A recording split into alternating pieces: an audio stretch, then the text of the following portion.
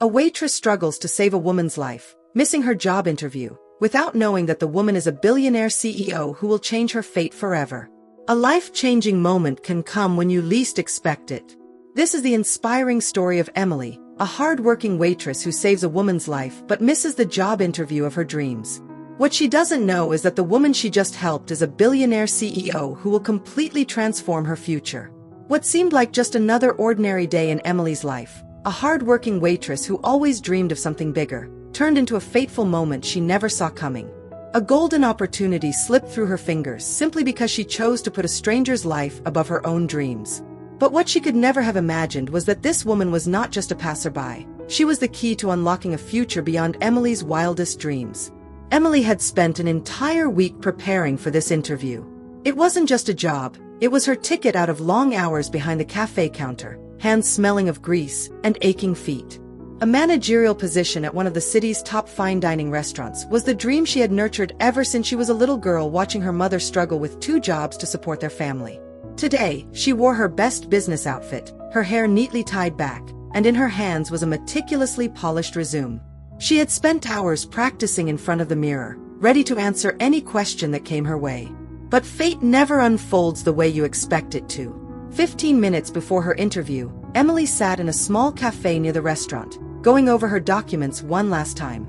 She smiled to herself, a mix of excitement and nervousness tingling down her spine. But then, an unexpected sound shattered her focus, the screech of a chair toppling over, followed by desperate choking from the table next to her. Emily looked up and saw a middle-aged woman with loosely curled blonde hair clutching her throat. Her eyes were wide with panic, her face turning a sickly shade of blue. A few customers murmured among themselves, but no one moved. Time seemed to slow down. "She's choking!" Emily shouted, her voice trembling but firm. She rushed forward, abandoning her bag and resume on the table. The crowd around them froze. Some fumbled for their phones, recording or dialing emergency services. But Emily knew one thing for certain: paramedics wouldn't arrive in time.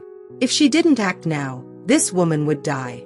Without hesitation, she dropped to her knees behind the woman, wrapped her arms around her waist, and performed the Heimlich maneuver, something she had learned in a first aid class years ago. One firm thrust, nothing. A second, still nothing. Sweat trickled down Emily's forehead as her heart pounded. "Don't give up," she told herself, even as her arms began to tremble. The cafe was deathly silent, except for the faint, weakening coughs of the woman, her last cries for help. Summoning every ounce of strength left in her, Emily tightened her grip and pressed in with one final forceful thrust.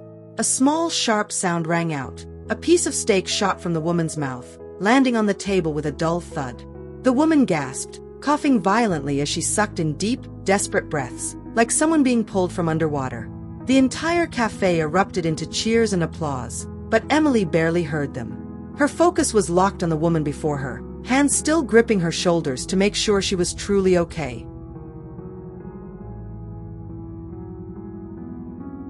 "Hey, are you okay?" Emily asked, her voice hoarse from the tension. The woman blinked, her lips trembling. She stared at Emily for a long moment, as if trying to gather herself, then gave a small nod. "Thank you. I thought I was going to die." Her voice was weak but filled with emotion. Emily offered a faint smile, about to stand up when her eyes instinctively flicked to her wristwatch. Her heart nearly stopped. It was 10 minutes past her interview time. No. She muttered under her breath, hastily grabbing her bag before dashing out of the cafe, not even hearing the woman calling after her. She sprinted down the sidewalk, the sharp clack of her heels echoing with every desperate step. By the time she reached the restaurant, she was nearly out of breath, practically crashing into the reception desk. "I'm Emily Parker. I had an interview at 10 o'clock. She panted. The receptionist gave her a sympathetic look. "I'm so sorry, Miss Parker. The interview ended 5 minutes ago.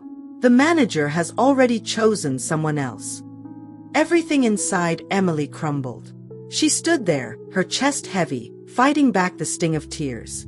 All the effort, all the hope, all the dreams, gone in a single moment. Shoulders slumping, she turned to leave. But just then, a warm, commanding voice called out from behind her.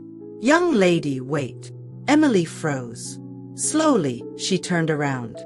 The woman she had just saved was standing at the restaurant's entrance, her golden hair now neatly styled, exuding an aura of authority that Emily hadn't noticed before. The restaurant staff immediately straightened up, bowing their heads with evident respect. Emily frowned, her mind racing with questions. The woman stepped forward, a knowing smile playing on her lips. "I'm Margaret Sinclair," she said, extending a hand. "CEO of this restaurant chain." Emily's breath hitched. Margaret Sinclair. That name was anything but unfamiliar. A billionaire businesswoman, owner of dozens of high-end restaurants worldwide, a symbol of success and power. But why was she here, in a small cafe? And why was she looking at Emily like that? I didn't know. Emily stammered, still struggling to believe what was happening. Margaret laughed, a sound both warm and sharp. "You didn't need to know who I was to save me. But I do need to know who you are." She gestured for Emily to follow. "We have an interview to finish." They stepped into a luxurious private room in the restaurant, where the glow of a crystal chandelier illuminated a polished wooden table. But instead of diving into standard interview questions, Margaret sat down, crossed her arms, and studied Emily with curiosity. "Have you ever considered that you might have just saved someone who could change your entire life?" Margaret asked, her tone almost challenging. Emily shook her head, still overwhelmed. "I just did what I thought was right." Margaret nodded approvingly, pulled out her phone, and slid it across the table. On the screen was an article titled, "Margaret Sinclair, From Poverty to the Queen of Fine Dining." Emily skimmed through it, her mouth slightly agape. This woman wasn't just wealthy, she was a living legend. "You see," Margaret continued, "I was at that cafe today to secretly observe the staff. I like to assess them myself. But instead, I found an unexpected gem." She paused, her sharp eyes locking onto Emily's. "What do you have to say about that?" Emily took a deep breath, trying to steady herself. "If I hadn't saved you, I would have gone back to being a waitress and kept searching for another opportunity. I don't give up easily." Margaret was silent for a few moments before suddenly rising to her feet and extending her hand. "Congratulations, Emily. You're not just getting the job. I want you to work directly under me, as my personal assistant." Emily's eyes widened in disbelief. "But I only applied for a manager position." "A manager?" Margaret chuckled. "You have far more potential than that. I need someone like you, quick-thinking, brave, and with a good heart. So, are you ready?" Emily grasped Margaret's hand, her heartbeat pounding in her ears. A day that had seemed like her worst had suddenly turned into an opportunity beyond her wildest dreams. She stood there, still holding Margaret Sinclair's hand, her mind spinning as if she had just stepped into a dream. A billionaire CEO's personal assistant? From a waitress with worn-out shoes and sleepless nights spent perfecting the art of making coffee, she was now staring at a doorway into a world she had only glimpsed through the glossy pages of magazines. But in Margaret's piercing gaze, Emily sensed something deeper. Not just gratitude, but an unspoken intent, as if she had seen through Emily long before today. "We start now," Margaret said decisively. She turned to a nearby staff member and ordered, "Get the car ready. I want her to come with me to headquarters." Then she looked back at Emily and smiled. "You don't mind fast changes, do you?" Emily could only nod, her heart racing. Less than 10 minutes later, she found herself sinking into the plush leather seat of a sleek black Rolls-Royce, sitting beside Margaret Sinclair, who was scrolling through a flood of emails on her iPad at an astonishing pace. Emily glanced out the window, watching the towering buildings blur past like a fast-forwarded movie, and she couldn't help but wonder, what am I doing here? When they arrived at headquarters, a gleaming glass tower with Sinclair Enterprises engraved at the entrance, Emily was overwhelmed. Employees in sharp suits bowed slightly as Margaret walked past, their curious eyes flickering toward the unfamiliar young woman in a simple business dress walking beside the Queen of Fine Dining. Margaret led her to the top floor, where her private office sprawled like a penthouse, offering a breathtaking view of the city. "Sit down," Margaret gestured toward a sleek leather chair across from her desk. "I want to tell you a story." Emily sat, clasping her hands together to hide her nervousness. Margaret leaned back in her chair, her gaze distant, as if recalling an old memory. 25 years ago, I was a waitress too, she began, her voice lowering. I worked in a rundown diner on the outskirts of town, where customers yelled at me because their tea was too cold or their bread was too dry. One day, I happened to save an old man who had fallen down the stairs in the restaurant. Turns out, he owned a small chain of eateries. He gave me my first opportunity, not because I was the best, but because he saw something in me that I hadn't yet seen in myself: resilience. Margaret paused, then fixed Emily with a piercing look. Today, I see the same thing in you. But I need to be sure that you're not just a kind-hearted girl who happened to be in the right place at the right time. Emily swallowed hard. What do you mean? Margaret smiled, but this time, there was a challenge behind it. I don't just need an assistant. I need a successor. Someone strong enough to take over this empire when I step away. And I want to see if that person could be you. Her words hit Emily like a shockwave, freezing her in place. A successor? To a billion-dollar empire? Just 2 hours ago, she had saved someone from choking, and now she was being considered for a position thousands of people wouldn't even dare to dream of. But before she could react, Margaret slid a thick folder across the table toward her. This is my latest project, Margaret said. A luxury restaurant chain combined with a charitable initiative. Each restaurant will allocate a portion of its profits to feeding underprivileged children. But there's a problem. My main partner backed out at the last minute, and I need someone to help me save this project before it collapses completely. You have 3 days to come up with a plan. Emily stared at the folder, her hands trembling as she flipped open the first page. Numbers, charts, and high-profile names flashed before her, things she had never encountered in her life. But I have no management experience. I've never handled anything this big before. No one is born knowing everything, Margaret interrupted, her voice cold but full of purpose. I didn't know anything either, but I learned by diving into it. Do you want this opportunity? Or do you want to go back to the cafe counter? The question cut deep into Emily's pride. She took a deep breath, gripping the folder tightly. I'll do it. Margaret nodded, a glint of satisfaction in her eyes. Good. But let me warn you, this won't be easy. There are people out there who won't be happy to see someone like you stepping into their world. And I won't hold your hand through it. Do you understand? Emily nodded, even though her mind was spinning. As Margaret left the room for another meeting, Emily sat alone, clutching the folder, gazing out at the city through the vast glass windows. She felt exhilarated and terrified, like a bird set free from its cage but unsure if its wings were strong enough to fly. That night, Emily returned home, a tiny apartment with peeling walls and a worn-out bed, and started reading. She stayed up all night, covering pages with notes, searching every unfamiliar term online, and slowly, an ambitious idea began to take shape in her mind. But just as she was writing down her thoughts, her phone rang. An unknown number. Hello, Emily answered hesitantly. The voice on the other end was cold, devoid of emotion. Who do you think you are, stepping into this game? Leave Sinclair before it's too late. The call ended before she could respond. Emily sat frozen, her heart pounding. Someone knew she was working with Margaret, and they didn't want her there. But instead of fear, a fire ignited within her. She clenched her pen and turned back to the folder. They want to play. Fine.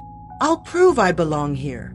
3 days later, Emily stood before Margaret in the grand conference room, facing not just her but an entire panel of senior executives, men and women in expensive suits, their skeptical eyes fixed on her.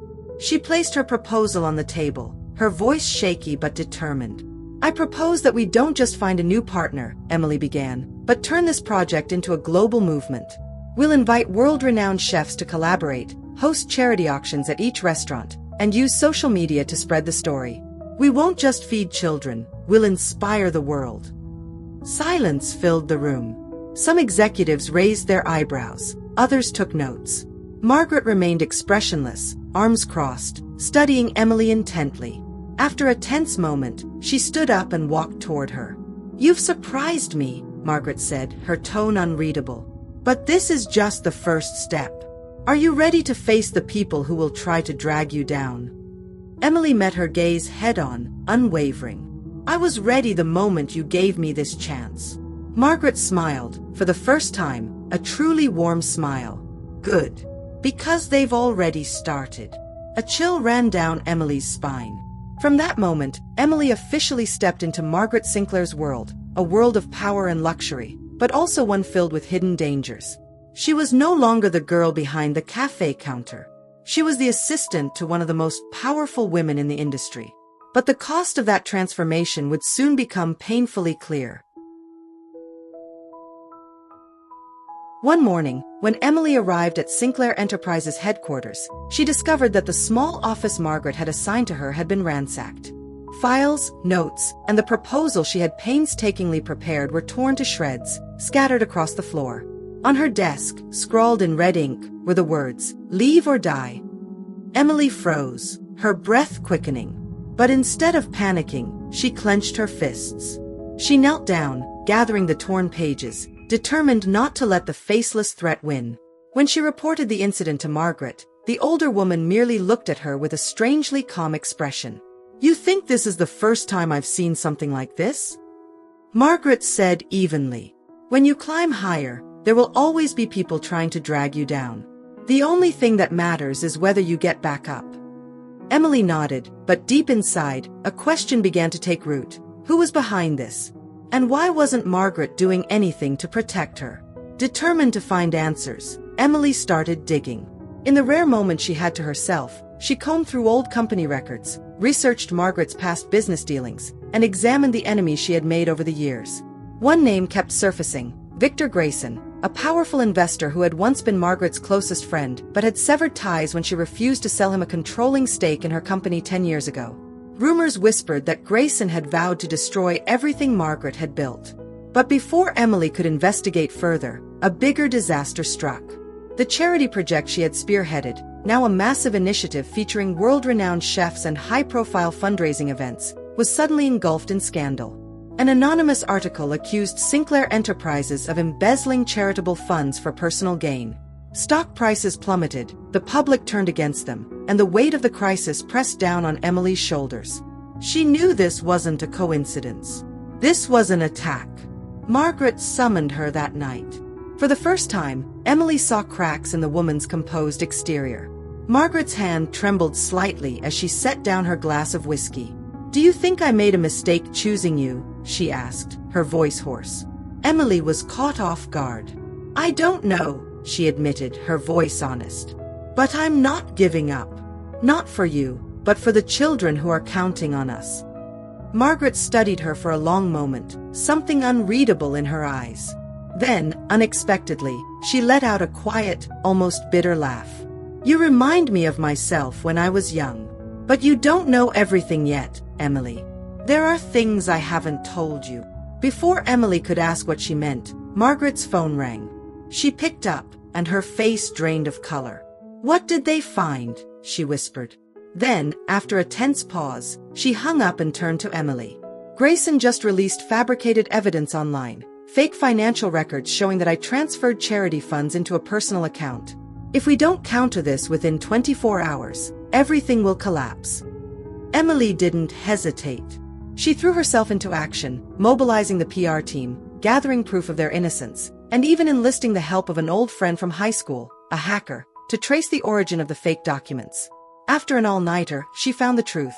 Grayson had hired someone to create the scandal, but the hacker had left behind a tiny breadcrumb in the code, just enough to turn the tables. With Margaret's support, Emily organized an emergency press conference the following morning. Under the glare of 100 flashing cameras, she stepped onto the podium, her hands trembling but her voice steady. "Sinclair Enterprises is not only innocent, we are the victims of a deliberate smear campaign. And here is the proof." She presented every detail, the hacked code, the connection to Grayson, the forged documents, sending a wave of shock through the audience. The scandal was crushed, Grayson was investigated, and the charity project not only survived but gained worldwide attention. But victory didn't bring Emily peace. She knew something was still missing, a final piece of the puzzle that Margaret had yet to reveal. A week later, at the grand opening of their first charity restaurant, Margaret pulled Emily aside. In the quiet corner of the gala, she handed her a small, dusty box. "Open it," Margaret said, her voice uncharacteristically soft. Inside was an old black and white photograph, a young girl with bright, determined eyes standing in front of a rundown diner. Beside her was a small, thin boy clutching her hand. Emily studied the image, then looked up in confusion. "Who is this?" Margaret took a slow, steady breath, her eyes glistening. "That's me. And my little brother, Tommy." Her voice wavered. "He starved to death when I was 18, because I couldn't afford to feed him. I swore I'd never let another child go hungry again. This project, it's not just business. It's the promise I never got to keep for Tommy." Emily felt a lump rise in her throat. She looked at Margaret, not as the ruthless business mogul, but as a sister who had once been powerless in the face of loss. And suddenly, she understood. Every trial, every impossible test Margaret had thrown at her, it wasn't just about proving herself. It was about carrying forward a dream Margaret had held on to for a lifetime. Margaret took Emily's hand, her voice trembling. "You didn't just save me that day at the cafe. You saved my dream. And I want you to carry it forward when I'm no longer here." Emily nodded, tears streaming down her cheeks. She said nothing, but deep inside, she knew, from one chance encounter, she had found a purpose far greater than herself. Years later, when Margaret passed away, Emily stood before thousands at the memorial, now the CEO of Sinclair Enterprises. She recounted the story of that fateful day, the day she saved a stranger, and the day that stranger saved her. "Sometimes," she said, her voice echoing through the hall, "a small act can change the world. Not because it is grand, but because it comes from the heart." The crowd erupted in applause, but Emily simply gazed up at the sky and whispered, "Thank you, Margaret. And thank you, Tommy."